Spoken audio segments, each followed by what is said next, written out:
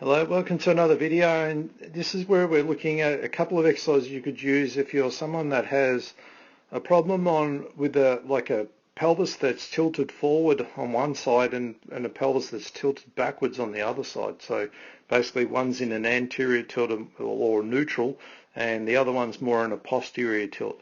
Now in my case, I know that I have this going on with my left leg. And so when I do a single leg deadlift like I'm doing here, or anything single leg in my right side, I'll always feel it like way stronger. It's much easier to do, and I'll always feel it in my glutes. Where however in this on my left side, which I've got here, I may struggle to feel it anywhere in the right spot. I'll probably end up feeling tons of hamstring work at times, or even quadricep work. Maybe even my back. I just really struggle to sometimes get it in my glutes. One of the ways that I use to overcome that is to add a resistance band that basically pulls my femur back into position better, as you can see here. So if I'll just play the video for you so you can get an idea of what I'm talking about. So basically I'm just trying to lower into a single leg deadlift, and with the band where it's positioned right around the top of my hip here, right, pulling through in the groin region, I suppose. What it's trying to do is, if you could imagine that my femur sort of runs too far to the front, so that's when you're like your common FAI, hip impingement sort of problems. It's just not centered well. So what it should be doing is sitting right back deep into the socket. Now if it does that, then you'll get like a huge amount of glute work resulting from that. All right, which is what it's meant to do, but sometimes people can't do it. They can do it on the other side well, but they can't get it on the side that they're struggling with. And you'll know, and you'll also see that they'll be able to maintain a nice neutral position, where if they're doing it poorly, instead of me being like that, you probably might see maybe more knee flexion, maybe even sitting lower, but lowering into more of a position like that. They just can't get this anterior tilt of the pelvis to tilt slightly forward so that they can position their femur correctly, so the hip correctly, which they tend to do automatically on the other side, and it feels awesome, and then on this side they just can't get the feeling of it. So this is one way where I just use this band to assist that position and pull it backwards. So on the other leg I would remove the band, I wouldn't need to do it, so the band pulling in this direction is just tied around a pole.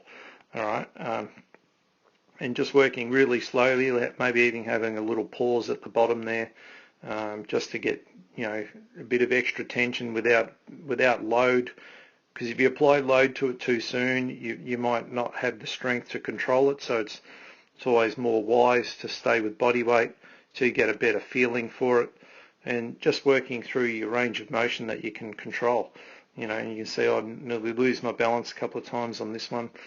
Just feel that strong pull, almost like you can just tell that your body's trying to sort of sit into it. It just wants to, if I just go back a bit, you can tell when you're going down, it's trying to just bend the knee and not use the hip. So here it just wants to flex on it so that you can go like that, more like a squat, and then you would end up hunching on it, where I'm really forcing myself to almost stick my bum higher in the air there, as opposed to letting it go down and lowering. All right, so that'd be one exercise.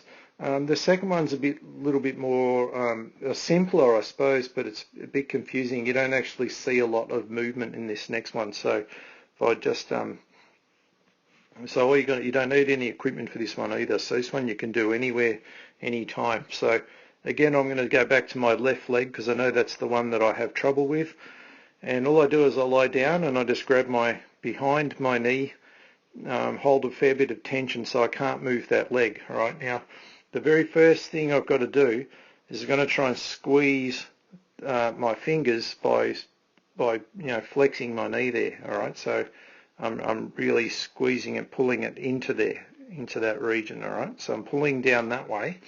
Now simultaneously, while I'm doing that, I'm going to be trying to push my leg towards the floor.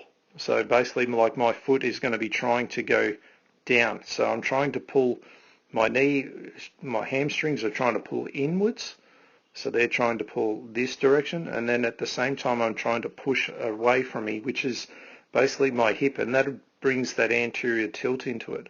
So me trying to go that way forces the pelvis and the hip flexor muscles that I'm missing in the deadlift to work. You just don't actually see anything working. So the other leg in the air, just make sure it stays relaxed and it doesn't try to do anything. Sometimes it'll try to go with the other leg.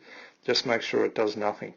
All right. And again, it's a bit hard to see on this because you don't actually see anything move, but it can be a nice one that complements the one that we were just doing. All right. So the two of them together should help you to restore the pelvis back into its, so they're both more neutral. You would do the right leg side to see if it feels the same as what you've just done. All right, and that'd be how I'd use those two exercises to try to correct a problem that's a bit unique to like that. How would you know if you've got to rotate? Well, it's hard to you would really need someone that's maybe an osteopath or a physical therapist who's made that diagnosis. It's a bit more difficult to be certain on your own. You'd really need someone to assess you on that, but it is something that does come up quite commonly, usually as a protective mechanism for something that's going on at the hip, and it's just recruiting this posterior tilt in the single leg stance. Even in the lunge stance you might see that. So and it can be quite hard to get rid of once it's sort of set there for a long time. So by using these exercises you can sort of assist the body in trying to reverse that problem. All right, and then over time it gets a bit easier to go to the double loaded stuff, because if you apply barbell to bilateral movements, that's when you might get pain in the back because the body's all twisted. All right, so I might follow this up with another video just to sort of explain that. All right, but I hope that helps you out, and see you next time.